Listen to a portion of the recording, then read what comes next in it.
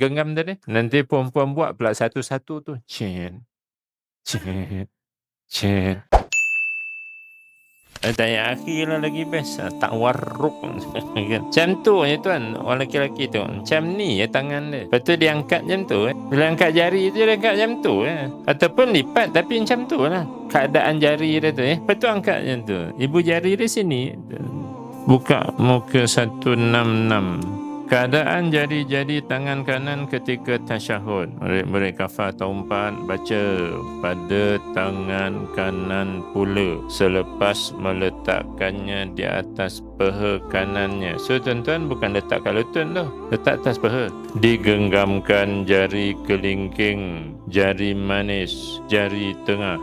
Okey, kelingking 3 jari itu genggam. Cuba tunjukkan tangan genggam. Tu kan genggam kan? Kalau macam ni genggam ke? Tak. Jadi macam mana masa duduk tahiyat tengok kawan-kawan solat longgar je jari. Baik, tengok balik. Digenggam 3 jari tadi pada pendapat Al-Azhar kerana apa? Ittiba. Pergi sebelah tu perenggan kedua dan mengangkatnya dengan bengkok sedikit ke bawah. Jadi maknanya ni ini ke peha saya lah ni. Jadi waktu tahiyat tu kalau kita genggam ni sendi ni dia akan lekat kat peha kita. Dia tak akan longgar-longgar macam tuan-tuan Tapi nak cari yang lekat ni dalam 10 orang kadang seorang pun tak ada.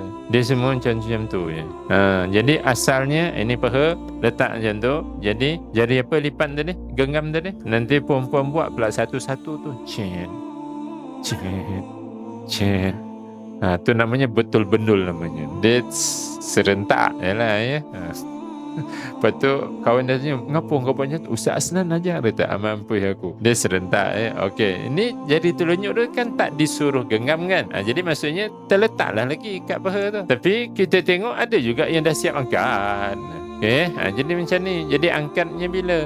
Bila tanya asyhadu kan Jadi dan mengangkatnya dengan bengkok sedikit ke bawah. Dia bukan macam tu dia bengkok sikit ke bawah ketika menuturkan illallah, asyhadu anna ilaha illallah. Dia angkat kerana apa?